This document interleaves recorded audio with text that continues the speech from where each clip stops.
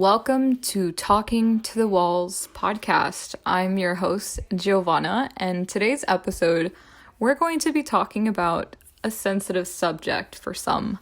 Not for me, which is why I'm talking about it. We'll be talking about body count and sexual relationships.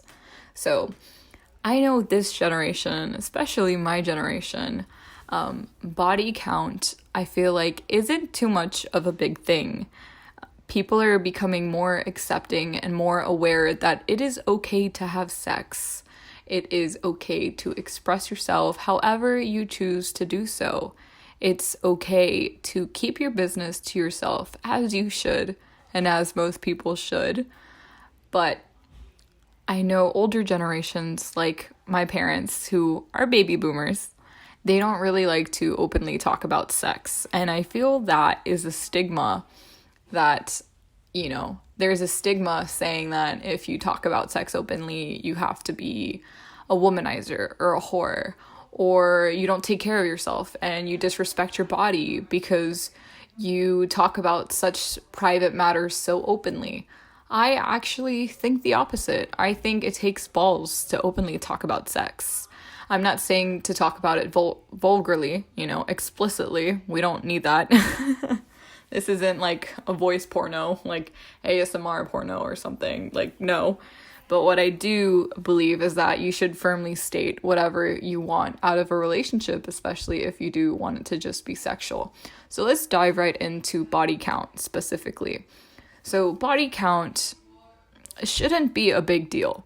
And if you feel like it is a big deal, that's all right. I respect your opinion. However, I will not respect you or other people putting you down for the number of people you've slept with, the number of people you haven't slept with, and the number of people other people have slept with. And I just don't think it's right for someone to put somebody else down because they slept with, let's say, 50 people or only 3. That's nobody's business. The only person who should be entitled to having an opinion is the person with the body count number.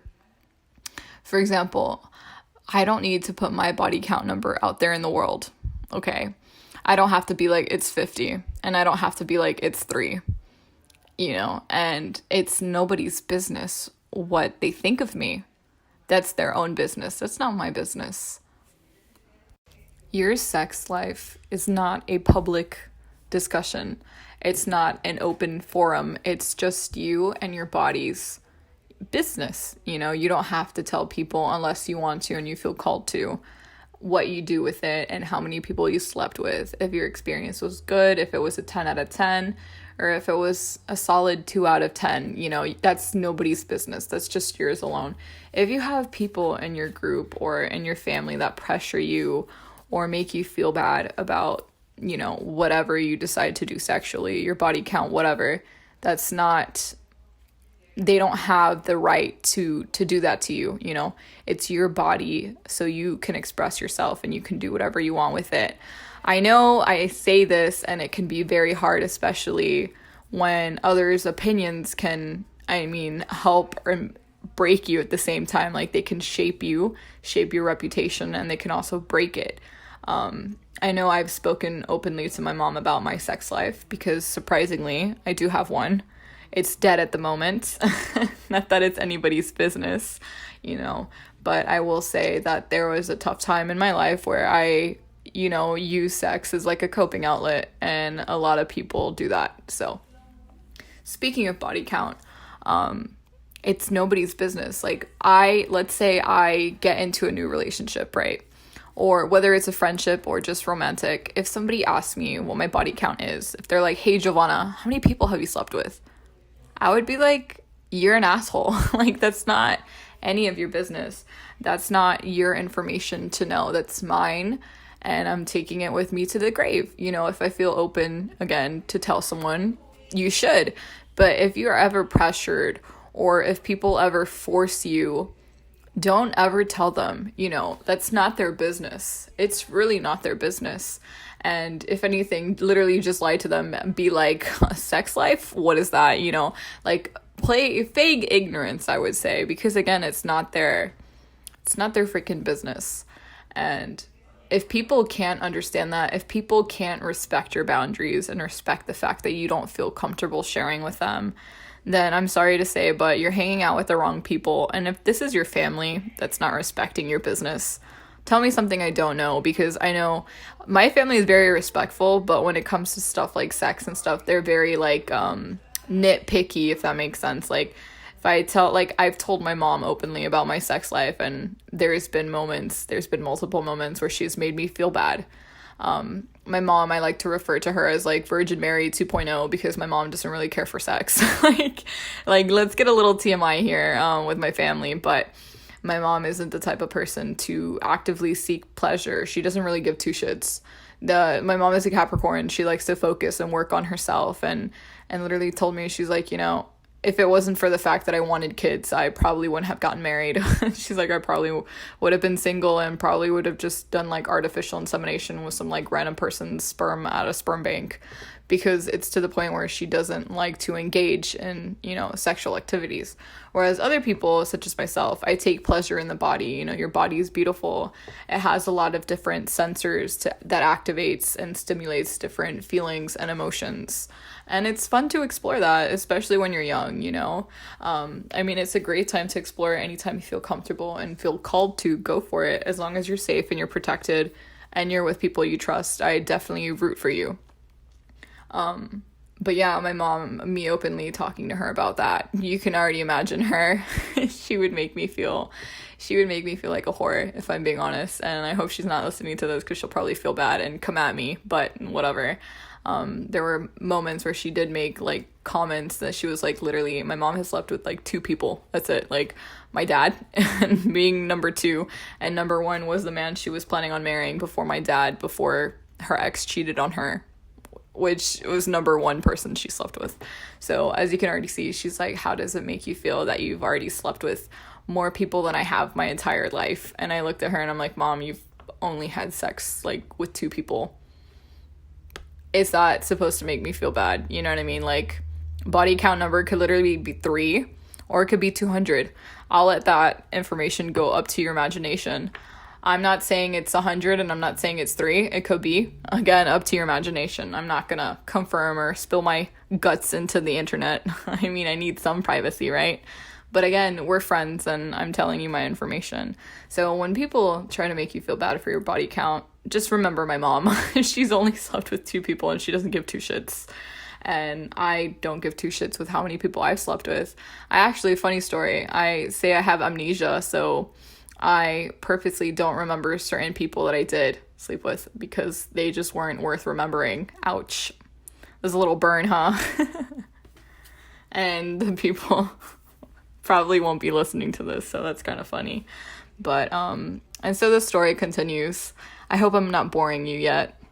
So sexual relationships, especially in college, especially when you're young, there's so many different types that you can engage in. You don't always have to label your relationships. I'm one of the people that I prefer labels, because I love commitment. I'm not a person with commitment issues. However, I've met a shit ton of people who prefer not to commit until they know for sure that they actually want to pursue something very serious, like marriage with you. Though I view dating and, basically dating to marry, but when it comes to hooking up and getting pleasure, I prefer to not seek people for that anymore, because I've grown and I've matured, and I found other coping mechanisms like journaling. So let's talk about relationships. So there's everybody's favorite, which is like your significant other, which is your boyfriend, your girlfriend, whatever you want to call it, your partner, your spouse, whatever. This person you go to, and you obviously have like a standard relationship, whatever standard means to you. For me, that's like you love each other and you go on dates and you have bum-ass sex. That's what I think of standard. And then there's people like friends with benefits or non-commitment, like titles, that they're not flings, right? Like, you call each other whenever you guys have an itch you want to scratch, That's what I say anyway, so if you want to say that, feel free to. Actually, let me know if you do say that, like, tag me in a post or something at Talking to the Walls podcast on Instagram if you do want to tag me. But, yeah, there's times when, hey, you're needy, and you need your needs to be fulfilled, if you know what I mean. if you want to get down and dirty, when you want to have sex and you want to feel, passionate with someone. And, sometimes even with friends with benefits or just hookup partners, you don't have to call them friends with benefits, where you're able to get, stimulation from the physical body and from the mind. Me personally, I think if there's no mental connection with the person, if they can't really handle you mentally, for me, there's no physical connection at least. But I know other people, one of my friends actually, he was openly talking to me about how he pursued friends with benefits with other people in his past and how they would have like a set rules. So if you do friends with benefits, you would do set rules and you would do it with someone that you wouldn't particularly date so that there would be no hard feelings and you wouldn't attach yourself and you wouldn't think of it as like a regular relationship. Because when you pursue stuff like that, you're not allowed to call that boyfriend or to think that person, to think of that person as like your boyfriend or your girlfriend, because again, you don't have the commitment off their end. So there's also just, again, like non-committal people that you probably just have nicknames for. And then there's your favorite Tinder or like Bumble, which I don't really use Bumble or Tinder, to be honest. But those typical dating websites are literally like sliding into someone's DMs on Instagram or sliding into someone's Zoom DM for like, it sounds so weird, but for like a one night stand, or just, again, you have an itch and you want to scratch it, like one and done, and that's it. And again, there's nothing wrong with that as long as you're just using protection, because the last thing you want is to spread your legs to Chad and then boom, Chad gives you a beautiful STD for the rest of your life and now you're HIV positive. You know what I mean? Like, definitely protect yourself, and also protect your energy. I say this because sometimes people can make you feel bad. So don't ever do something with someone who's going to make you feel bad and you'll regret afterwards. I kind of go by the motto that if I don't regret this in the moment, then I won't later. Because when I look back in those particular moments, I have to remember the mindset I was in that specific moment as to why I had sex with that person. And, there are moments when I look back and I'm like, I really wish I wouldn't have done this and I wouldn't have done that. But again, I look back with that mindset and I understand where Giovanna was in that point in time, so I don't regret anything I've done. Though, as I mentioned earlier, I do have amnesia for particular people that I don't want to remember, that I pretend nothing happened, because honestly, they were just things that I wish I didn't do, if I'm being honest with you guys, which I want to be honest with you guys because I trust you guys and I'm open, I guess you could say. And I mean, like, something else that's pretty beneficial about like engaging in friends with benefits or any type of sexual relationship that is more than just a one night stand, or it could be a one night stand for some of you guys depending on your preference. But I'm a pretty intimate person, so sometimes like I crave intimacy, whether that's like cuddling with someone or like, going all the way with someone. Like sometimes, you're just craving intimacy. And by doing like friends with benefits, or by actually being in a relationship with a partner, or by, again, having a one night stand, you're able to satisfy your cravings of intimacy. And sometimes, in college or whatever stage in life you're in, depending whatever that is for you, sometimes it's easier to have these relationships that don't really have like as strong of a commitment as like an actual relationship, like as actually having someone as like a companion or partner. And at first I was not like for friends with benefits, and it's still not my preference. But after having a conversation with my guy friend that I had mentioned earlier in this episode, he told me a lot of things that actually made sense.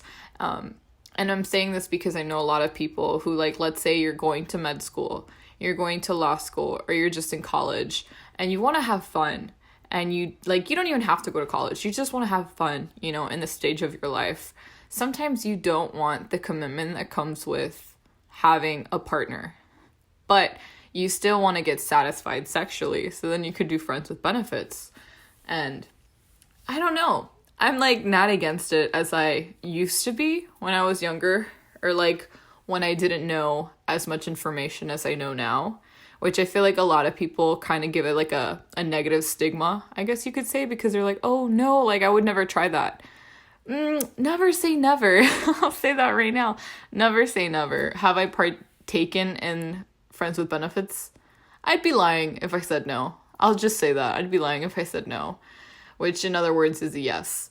But yeah, I just felt like mentioning that. Like, intimacy can be a big thing, and sometimes you don't feel comfortable enough with having a relationship, or maybe you're recovering from like your ex or like some trauma, whatever it is, People don't judge, because at the end of the day, some people, including myself, crave intimacy in one form or another. I don't use people for that anymore. I'm pretty intimate with myself. But, another thing too, people enjoy getting out of the sexual relationships is they get to explore themselves.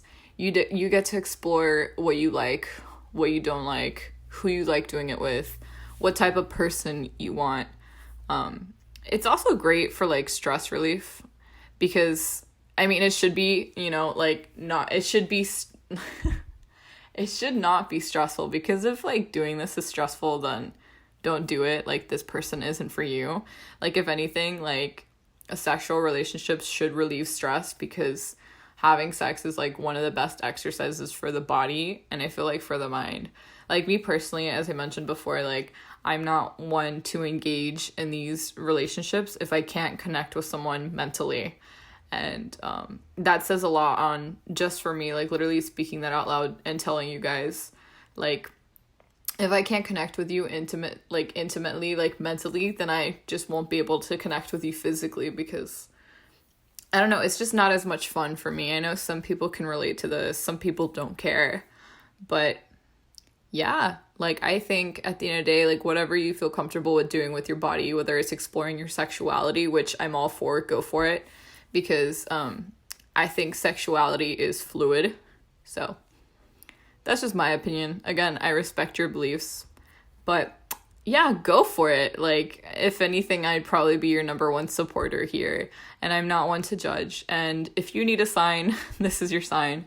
Go have fun, use protection.